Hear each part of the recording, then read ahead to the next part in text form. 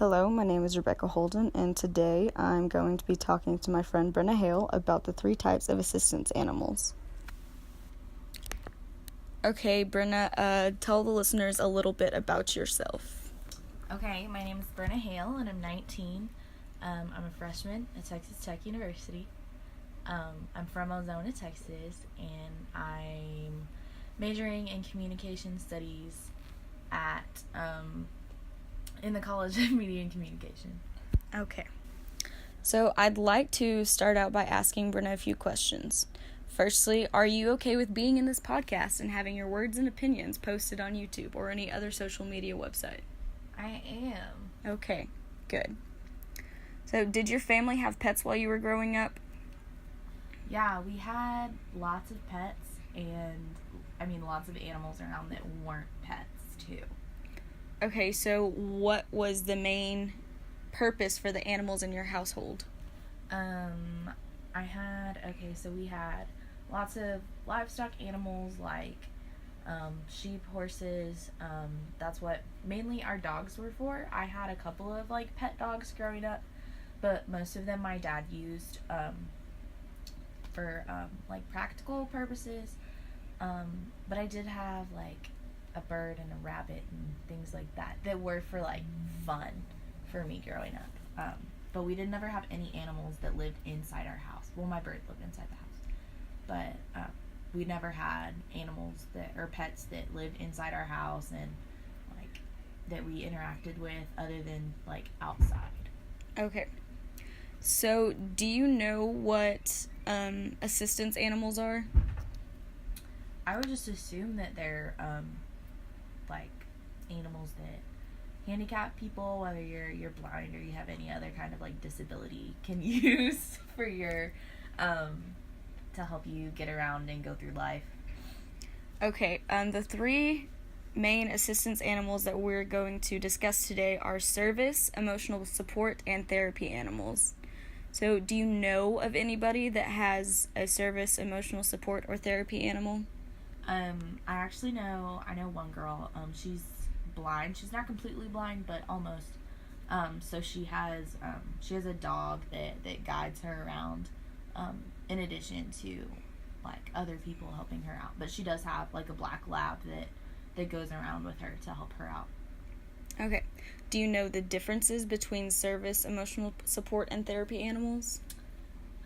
I would just assume that support animals would probably serve more physical purposes to help people get around and tackle physical disabilities. Support animals probably have something to do with more emotional struggles and issues. And then therapy animals I don't really know what the difference between support and therapy animals are. Okay. On that note, what do you think the most common type of assistant animal is? Probably just what's the first one? A service animal? A service animal, yeah. Okay. What do you think the most common animal type is to be either a service animal, emotional support animal, or therapy animal? Probably dogs. Okay, you are correct.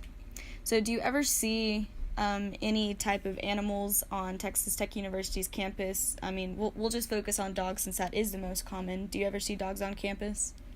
Yeah, and it's always a pleasure. Always it's a great is. Time. Where do you see them? Probably just outside buildings. I hardly ever see animals in classrooms helping students. But at Urbanowski Park and outside in green grassy areas. Okay. How would you feel about a student in your classroom having an assistance animal in an academic setting? That'd be hard for me because I'm a dog person and I'd want to go up and pet them and interact. But I think it doesn't really impede the learning process or anything for those of us. So if they need an animal with them in class, then for sure they should have it with them. Okay. Would it bother you though to have a student that you cannot see a physical disability bring an animal into an academic setting when you are not allowed to? Probably so, because I'm an animal person and I like, heck, if I had the opportunity to have my dog with me all the time, then like I'd want that. So I guess sometimes when I can't see, they seem like they're functioning just as well as I am, then it's kind of like, oh, well, it's kind of ridiculous. Like, if I can't have a dog, then why do you? Are you familiar with these two illnesses, depression and anxiety? Yes. What do you know about them? I know that a lot of, probably more people than not struggle with them, and the people around them don't know about it. Like, probably more people struggle with depression and anxiety than don't struggle with it in some form or fashion. But a lot of times, like, people struggle with depression and anxiety and they don't get help for it, and it's just a part of like their everyday lives. Mm-hmm. So do you know ways that these illnesses can be treated?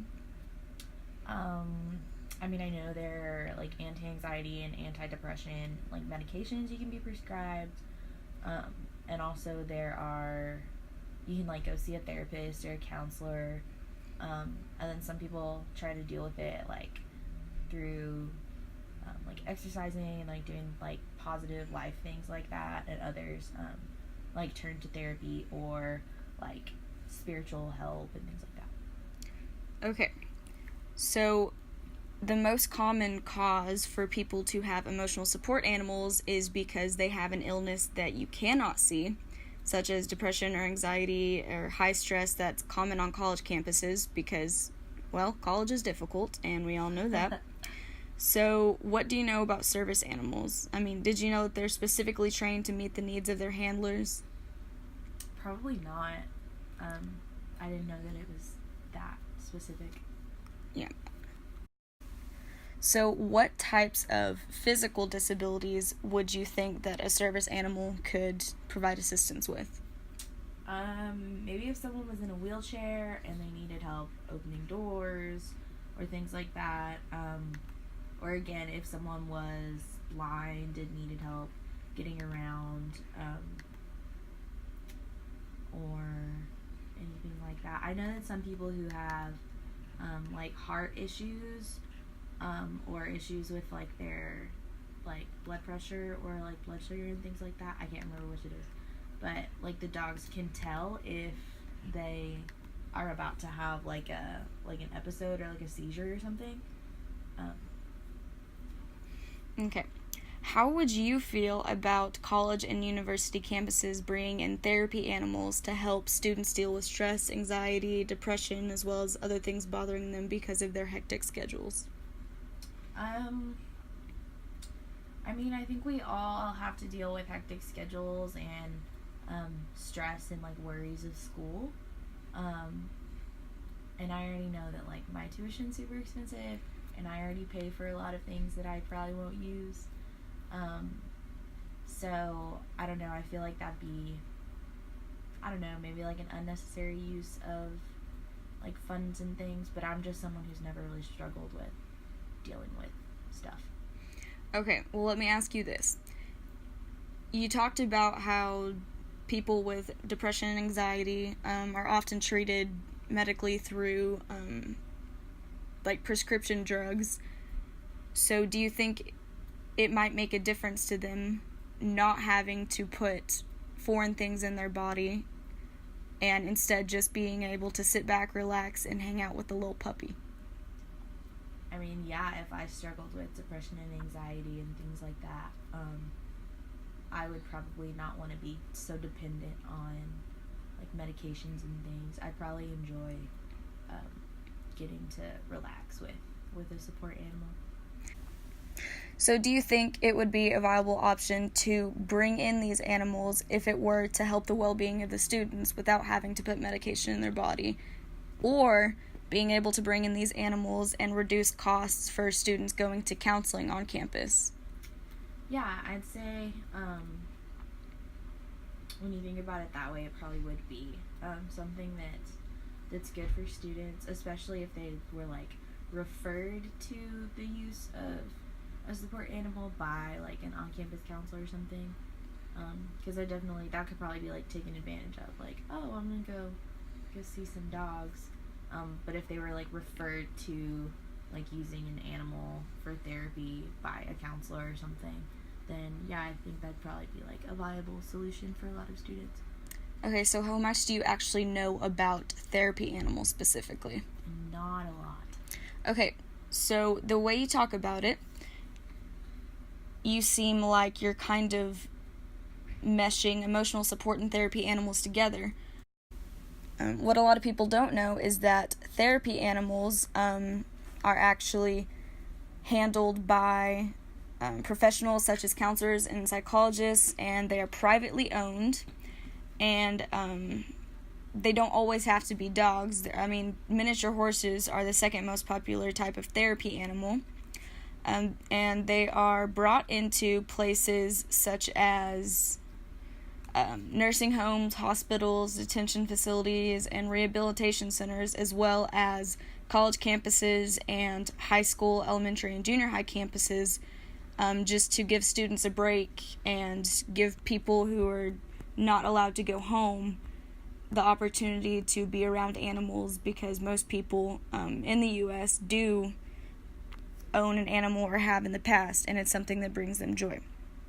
So some requirements for being a therapy animal is they must be extremely well-tempered. It has to be a breed that doesn't shed excessively or have generally bad health problems for places such as hospitals and rehabilitation centers where people are recovering. They're usually a well-socialized breed because they're generally around children, elderly, and disabled people through most of their lives, and need to have the innate ability to increase happiness of humans without the animal itself falling into depression. So the difference in therapy and emotional support animals being that emotional support animals are actually prescribed by a licensed mental health professional to a certain person with a disabling mental illness. And to have an emotional support animal that's actually licensed, you have to go through this process and be able to show identification for yourself and your animal to have them in public places if it's going to become a problem, such as on airplanes or in taxis, or pretty much anywhere, like restaurants that are going to be uncomfortable with you bringing an animal in there. So now that you actually know what a therapy animal is, because it's not something that each student would have, it would be more of a university owned animal and brought in by professionals. Do you think it'd be a good idea to bring these animals in? Yeah, probably in stressful times, like before finals or like around midterms. They should just turn Fearless Champion into a therapy animal for all students. Absolutely. Okay, I agree. Well, I hope that you have learned a little bit today about what the differences are in service, emotional support, and therapy animals. And I'd like to thank you for allowing me to record your voice and your opinions and your words. I have a question. Okay, what's your question? So to clarify, an emotional support animal is probably something that it's an animal that treats a condition that a patient's struggling with, whereas like a therapy animal is more of like preventative, like they bring it into places to like prevent stress, or not necessarily to like treat depression or anxiety. Emotional support animals are for more severe cases of mental illness, such as like depression, anxiety, and major stress that's going to be debilitating for the person that has the animal. And they are licensed to support an individual instead of therapy animals that are brought into large places with lots of people with lots of different problems to be able to basically lift their spirits and hopefully lead them in a direction that's going to be away from illnesses such as anxiety and severe depression.